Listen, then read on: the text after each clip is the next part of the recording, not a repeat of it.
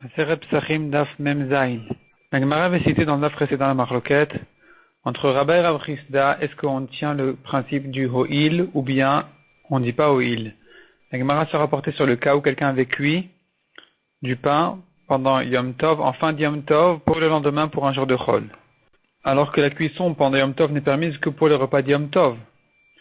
Selon Rabba, il est quand même pas tour, parce que Rabba dit ho'il, puisque il se peut que des invités viennent en dernière minute et que cette cuisson-là puisse servir pour Yom Tov même. Donc ça ne s'appelle pas une cuisson une cuisson pendant Yom Tov qui est réservée à Chol. Ça pourrait servir à Yom Tov, donc il est pas tour. Rav Chisda dit on ne tient pas du ho'il, on dit pas puisqu'il aurait été possible que.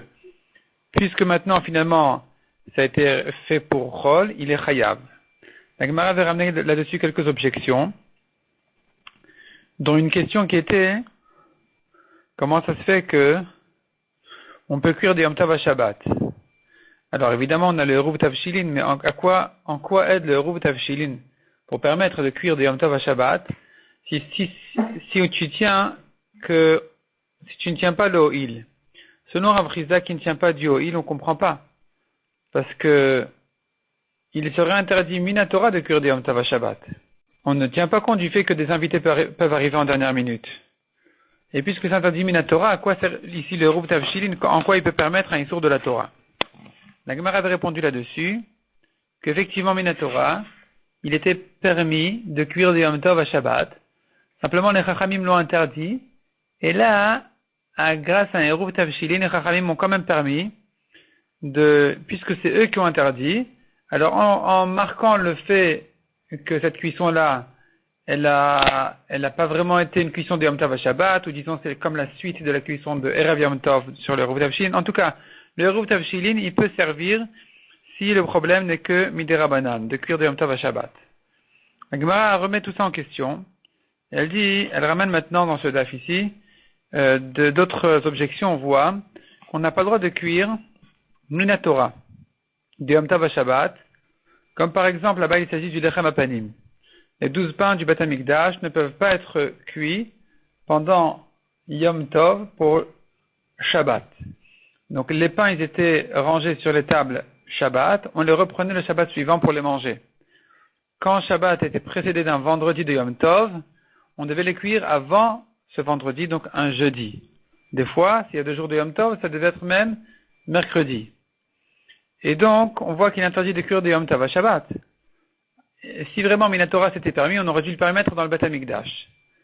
Même, a priori, Midei Rabbanan. Répond la Gemara, puisque cette cuisson-là de vendredi à Shabbat, elle n'est pas pour le Shabbat du lendemain, mais que pour le Shabbat dans une semaine, ça n'a pas été autorisé même dans le Beth Amikdash. De même, demande la Gemara, on voit à propos des pains de Shavuot, qui était aussi un korban, il ne pouvait pas être cuit pendant Yom Tov même. Comment ça se fait? Si de Yom Tov à Shabbat il est permis de cuire, de Yom Tov à Yom Tov même évidemment qu'il est permis de cuire, pourquoi est-ce qu'on interdit de cuire ce pain de Shavuot? Pendant Yom Tov même il fallait le cuire la veille. Répond la Gemara, puisque c'est un korban, c'est interdit, la Torah n'a permis que tes repas à toi, pas le repas du korban, pas le pain du korban. Celui-ci on n'a pas le droit de le cuire pendant Yom Tov. La Gemara continue à objecter. La Gemara ici elle revient sur les objections contre le principe du ho'il. Cette fois-ci c'est une objection contre Rabba. Rabba qui tient du ho'il.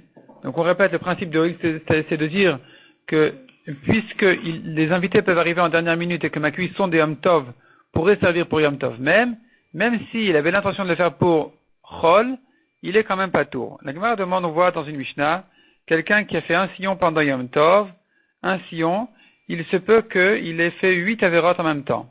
Il s'agit de quelqu'un qui a pris un taureau et un âne en même temps, donc ça fait déjà une avera. Ensuite, ils étaient ekdesh, enfin on ajoute encore 2, un pour le taureau, un pour l'âne, et c'était un mélange d'espèces dans la vigne, ça fait en tout déjà 4.